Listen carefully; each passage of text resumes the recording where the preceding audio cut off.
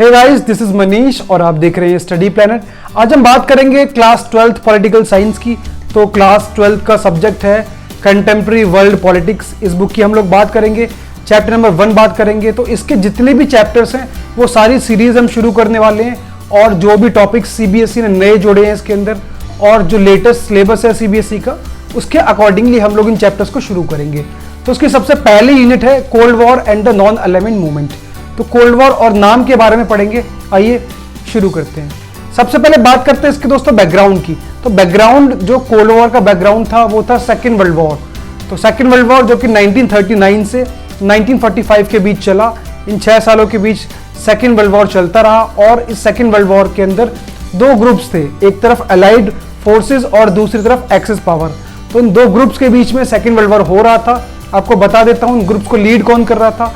जो allied forces थे उसको 4 देश लीड कर रहे थे, अमेरिका, ब्रिटेन, सोवियत यूनियन और फ्रांस। और बात करें एक्सेस पावर की, तो एक्सेस पावर की तरफ थे जर्मनी, इटली एंड जापान। ये 3 देश थे जो उनको लीड कर रहे थे। तो यहां से कुछ 1 मार्क क्वेश्चन बनते हैं। सबसे पहले तो यही कि सेकेंड वर्ल्ड वॉर कब से कब तक चला, कौन कौन से 2 ग्रुप्स थे, उन दोनों ग्रुप्स में कौन कौन से देश थे, ये सभी बातें आपको पता होनी चाहिए। तो सेकेंड वर्ल्ड वॉर के एंड में अलाइड फोर्सेस ने एक्सेस पावर को हरा दिया, और इसका एंडिंग भी काफी ज्यादा कंट्रोवर्शियल थी, क्योंकि इसके एंडिंग में अमेरिका ने जापान के 2 शहरों के ऊपर, हिरोशिमा एंड नागासाकी, तो अमेरिका की तरफ से अगस्त 1945 6 अगस्त और 9 अगस्त को 2 एटम बॉम्ब्स जापान के शहरों पर डाले गए। और इस तरीके से सेकेंड वर्ल्ड वॉर, जो काफी लंबे टाइम से चलती आ रही थी, उसका एंड हुआ। तो यहां पर आपको 6 और 9 अगस्त की डेट याद रखनी है, जब अमेरिका ने जापान के ऊपर एटम बॉम्ब का इस्तेमाल किया था। और इनके नाम एटम बॉम्ब्स के थे little man and fat boy. तो ये हो गया आपका end of the second world war.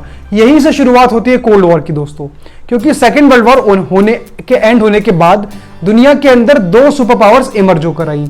एक तरफ थी अमेरिका और दूसरी तरफ थी सोवियत यूनियन। तो इन दोनों ही सुपर पावर्स के बीच में काफी टाइम तक कंपटीशन रहा, इसको हम कोल्ड वॉर बोलते हैं।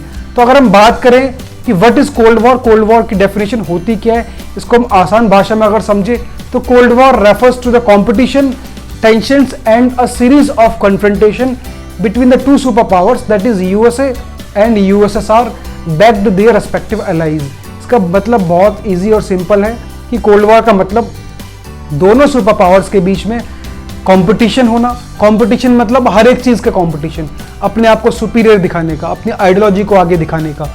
तो कंपटीशन मतलब हर एक चीज का, हथियार बनाने कंपटीशन। तो दुनिया के किसी भी फैक्टर का, दुनिया के किसी भी पॉइंट का, दोनों सुपर पावर्स के बीच में हर एक चीज को लेकर कंपटीशन था। तो ये पहला पॉइंट। दूसरा, tensions, the tension of war. दोनों सुपर पावर्स के बीच में काफी लंबे टाइम तक राइवलरी रही, और इसको लेके पूरी दुनिया को इस बात का टेंशन थी, डर थी कि कहीं ऐसे ना हो कि कोई एक सुपर पावर दोबारा से अपने न्यूक्लियर वेपन का इस्तेमाल करके अगेन एक थर्ड वर्ल्ड वॉर क्रिएट कर दे। तो ये हो गई tension. And series of confrontation का मतलब बहुत इजी है। कन्फ्रंटेशन का मतलब टकराव होना, आमना सामना। मतलब बहुत सारे मौके ऐसे भी आए जब दोनों सुपर पावर्स एक दूसरे के आमने सामने थी और दोनों ही देशों के सुपर पावर्स के बीच में टकराव हुआ। और इसके साथ साथ ना सिर्फ दोनों सुपर पावर्स के बीच में, जो कोल्ड वॉर इतने लंबे टाइम से चल रही थी, वो कोल्ड वॉर दोनों सुपर पावर्स के साथ साथ इनके साथ जो एलाइज थे, इनके साथ साथ जो छोटे छोटे देश जुड़े हुए थे, उनके बीच में भी कोल्ड वॉर चल रही थी। तो ये आपकी बहुत सिंपल सी डेफिनेशन हुई कोल्ड वॉर की। इसके बाद एक बात करते हैं 1 मार्क क्वेश्चन की। तो what is logic of deterrence.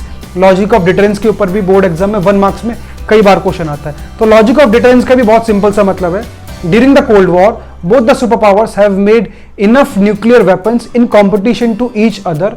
If there could be a war occurred between the 2 super powers, it would lead to the destruction of entire world. बहुत आसान भाषा में इसका मतलब है कि कोल्ड वॉर के दौरान एक दूसरे को कंपटीशन देने के लिए दोनों ही सुपर पावर्स ने इतनी ज्यादा न्यूक्लियर वेपन्स डेवलप कर लिए थे कि अगर इनके बीच में कोई न्यूक्लियर वेपन्स को लेकर लड़ाई होती, जिससे पूरी दुनिया की बर्बादी तय थी। इसका मतलब एक सबसे बड़ा रीजन है कि हमेशा कोल्ड वॉर कोल्ड ही रहा, कभी भी हॉट वॉर में कन्वर्ट नहीं हुआ, क्योंकि दोनों सुपर पावर्स के पास बहुत सारे न्यूक्लियर वेपन्स थे और दोनों ही पावर में से कोई भी देश न्यूक्लियर वेपन का अपनी तरफ से इस्तेमाल नहीं करना चाहता था। उसको बोलते हैं लॉजिक ऑफ डिटरेंस। बात करते हैं दोस्तों नेक्स्ट टॉपिक की। तो हमारा नेक्स्ट टॉपिक है क्यूबन मिसाइल क्राइसिस। तो क्यूबन मिसाइल क्राइसिस के अंदर 3 देश इन्वॉल्व थे, अमेरिका, सोवियत यूनियन और क्यूबा। बात करें क्यूबन मिसाइल क्राइसिस की तो 1962 के अंदर हुई और इसके अंदर क्यूबा जो है सोवियत यूनियन का एक फॉलोवर था और क्यूबा को कोई भी डिप्लोमेटिक या फाइनेंशियल हेल्प सोवियत यूनियन की तरफ से दी जाती थी। तो वैसे क्यूबा एक बहुत बड़ा फॉलोवर था सोवियत यूनियन का, लेकिन जोग्राफिकली देखा जाए तो क्यूबा अमेरिका के ज़्यादा नज़दीक बसा हुआ था। तो इस बात को देखते हुए, इस डर को ध्यान में रखते हुए सोवियत यूनियन ने डिसाइड किया कि क्यों ना क्यूबा को रशियन मिलिट्री बेस में बदल दिया जाए, और इसी का ध्यान रखते हुए सोवियत यूनियन ने अपने देश से बहुत सारी न्यूक्लियर वेपन्स क्यूबा के अंदर भेजना शुरू कर दिए। और जैसे ही इस बात की खबर अमेरिका को हुई कि क्यूबा के अंदर न्यूक्लियर वेपन्स लगातार आए जा रहे हैं, इस बात से सीधे तौर पर अमेरिका को खतरा था। तो अमेरिका ने क्या किया, वहाँ के प्रेसिडेंट जॉन एफ कैनेडी ने अपनी वॉरशिप्स को भेजा दो चीज़ों के लिए। पहला, अपनी गंभीरता दिखाने के लिए, to show their seriousness over this issue, ये दिखाने के लिए कि अमेरिका इस मैटर के ऊपर बहुत ज़्यादा गंभीर है। और दूसरा, to stop the warship of the Soviet Union, कि सोवियत यूनियन से लगातार जो वॉरशिप्स आती जा रही थी क्यूबा के अंदर, उन वॉरशिप्स को रास्ते में ब्लॉक करने के लिए। तो यहाँ पर क्या था, जैसे ही वॉरशिप्स अमेरिका की पहुंची तो दोनों ही देशों की वॉरशिप्स आमने सामने थी, लड़ाई के पूरे चांसेस थे। इसी को हम बोलते हैं कन्फ्रंटेशन, और यही था क्यूबन मिसाइल क्राइसिस। लेकिन फाइनली दोनों देशों ने समझदारी दिखाई, और समझदारी दिखाने के बाद दोनों ही देशों की वॉरशिप्स अपने अपने देश में वापस लौट गई। It is simply called the Cuban missile crisis. Important क्या चीज़ है इसके अंदर, 1 मार्क्स के अगर पॉइंट ऑफ व्यू से देखा जाए तो आपको उसकी डेट याद होनी चाहिए। दूसरी बात, आपको इन तीनों देशों के नाम याद होने चाहिए, इनके प्रेसिडेंट के नाम इंपॉर्टेंट है। तो क्यूबा के प्रेसिडेंट जॉन फिडेल कैस्ट्रो, और अमेरिका के प्रेसिडेंट जॉन एफ कैनेडी, और यूएसएसआर की बात करें तो वहां के लीडर थे निकिता खुसरेव। तो ये क्यूबन मिसाइल क्राइसिस था। अब हम आगे बात करते हैं अगले टॉपिक की। तो emergence of new 2 power blocks के, मैंने आपको बताया था कि दुनिया के अंदर 2 सुपर पावर्स निकल कर आई थी, एक अमेरिका और दूसरी सोवियत यूनियन। इन दोनों के बीच में क्या था, इन दोनों ने अपने अपने 2 बड़े बड़े ग्रुप्स बना रखे थे, जिसको हम बोलते थे ईस्टर्न अलायंस और वेस्टर्न अलायंस। अब इस चीज को समझिए कि ईस्टर्न अलायंस और वेस्टर्न अलायंस थे क्या। बेसिकली ये यूरोप को 2 हिस्सों में बांट रखा था और 2 बड़े ग्रुप्स बना रखे थे। अगर बात करें इनको समझने की, तो those countries, the eastern countries of the Europe adopted the ideology of socialism and joined the group of Soviet Union. It is simply called the Eastern Alliance. अगर इसको हम आसान भाषा में समझे तो बहुत सिंपल सी चीज़ है। पूर्वी देश थे, जो ईस्टर्न कंट्रीज थी यूरोप की, उन्होंने क्या किया, सोशलिज्म को अडॉप्ट कर लिया, जो कि सोवियत यूनियन की विचारधारा थी। सोशलिज्म को अडॉप्ट कर लिया और सोवियत यूनियन के ग्रुप में जाके जुड़ गए, और इसी ग्रुप को बोला गया ईस्टर्न अलायंस। अगर बात करें वेस्टर्न अलायंस की, तो यहाँ पर भी ऐसा था। यहाँ पर Western countries of the Europe adopted the ideology of capitalism and joined the group of America. It is simply called the Western Alliance. मतलब बहुत आसान है इसका, कि वेस्टर्न कंट्रीज जो थी, पश्चिमी देश थे यूरोप के, उन देशों को लगा कि कैपिटलिज्म मतलब पूंजीवाद ज़्यादा बेहतर तरीका है अपनी इकोनॉमी को आगे बढ़ाने का, इसीलिए उन्होंने कैपिटलिज्म, जो कि अमेरिका की आइडियोलॉजी थी, उसको फॉलो किया और अमेरिका के ग्रुप में जाके जुड़ गया। इसको बोला गया ईस्टर्न अलायंस और वेस्टर्न अलायंस। आगे हम बात करें इनके मिलिट्री फीचर्स की, तो इनके 2 इंपॉर्टेंट मिलिट्री फीचर्स थे। मतलब इन्होंने अपने सैन्य संगठन, मिलिट्री ऑर्गेनाइजेशन बना रखी थी। अमेरिका का जो संगठन था उसका नाम था नेटो, और यूएसएसआर का जो संगठन था उसका नाम था वॉर्सो पैक्ट। नेटो की बात करें दोस्तों, नेटो के अंदर टोटल 12 कंट्रीज थी, और इसकी शुरुआत अमेरिका की तरफ से की गई, और ये बना 1949 के अंदर। ये छोटी छोटी बातें 1 मार्क्स में बहुत इंपॉर्टेंट है, आपको याद रखनी पड़ेंगी। और इसका मोटिव क्या था, इसका मोटिव बहुत सिंपल था कि जब ये बना था तो उसके अंदर 12 देश थे, तो उसका मोटिव भी यही था कि अगर इन 12 देशों में से किसी एक के ऊपर भी हमला होता है तो उसको पूरी नेटो के ऊपर हमला माना जाएगा, और उसका जवाब पूरी नेटो मिलकर देगी। तो ये था नेटो। इसके जवाब में बनाया गया दूसरा एक मिलिट्री ऑर्गेनाइजेशन, जिसका नाम था वॉर्सो पैक्ट। ये वॉर्सो पैक्ट की शुरुआत की गई सोवियत यूनियन की तरफ से, और इस वॉर्सो पैक्ट के अंदर करीब 15 मेंबर्स थे, और इसको लीड कौन कर रहा था, सोवियत यूनियन। ये बना कब, 1955 में। ये इंपॉर्टेंट चीज़ है 1 मार्क्स में जो आपको याद रखनी पड़ेंगी। और इसके मोटिव की बात करें तो उसका मोटिव बहुत सिंपल था, टू काउंटर द नेटो।